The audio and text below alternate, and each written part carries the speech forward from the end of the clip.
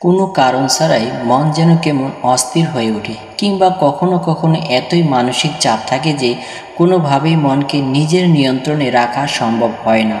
আবার এমনও হয়ে থাকে কোনো কিছু বুঝে ওঠার আগেই আপনার বুক ধড়ফড় করে গলা শুকোতে শুরু করে।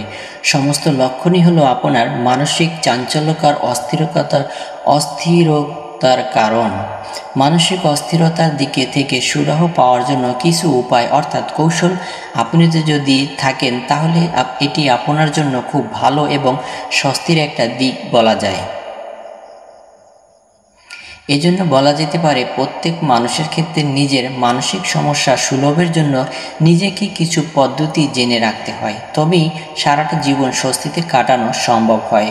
মনের দিক থেকে শান্তি পেতে আজ আমাদের সকলের জন্য মানসিক অস্থিরতা কমানোর সময় এমন কিছু কার্যকরী টিপস অর্থাৎ পদ্ধতি থাকবে যা আপনাকে সহজেই মানসিক অস্থিরতা থেকে মুক্তি দিতে সাহায্য করবে।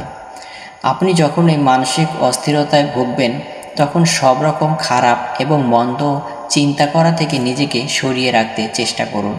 এমনকি আপনি ভালো কিছু ভাবনা ভাবতে চেষ্টা করুন। মানসিক অস্থিরতার পরিবর্তনের সাথে সাথে আপনার জন্য করণীয় কাজ হবে একটু সময়ের জন্য বাইরে অর্থাৎ প্রাকৃতিক পরিবেশের মধ্যে বেরিয়ে যাওয়া। একা একা যদি ঘরের এক কোণায় চুপটি করে বসে থাকেন বা নিজেকে বদ্ধ ঘরে আটকে ফেলেন, তাহলে আপনার মানসিক অস্থিরতা আরও বাড়বে। তাই মন কেমন করলে বা বুক ধড়ফড় করলে একবার বাইরে থেকে বেরিয়ে আসুন।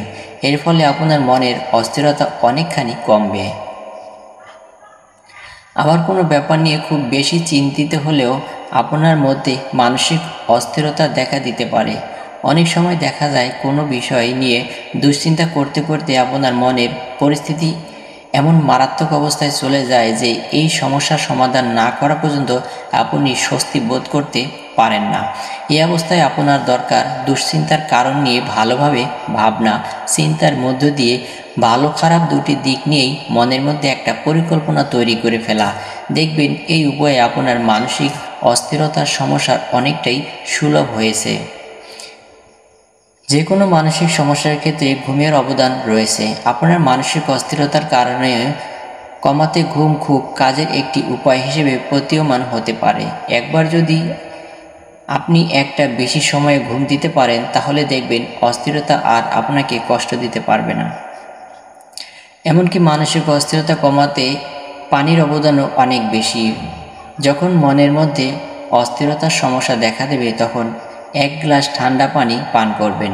তাহলে আপনি অনুভব করতে পারবেন 1 গ্লাস পানি আপনাকে অনেক বেশি অদ্ভুতভাবে মানসিক স্বস্তি প্রদান করতে সক্ষম হয়েছে। মানসিক অস্থিরতা কমাতে আপনি প্রাতঃভ্রমণ করতে পারেন, আবার চাইলে ব্যায়াম করতেও পারেন।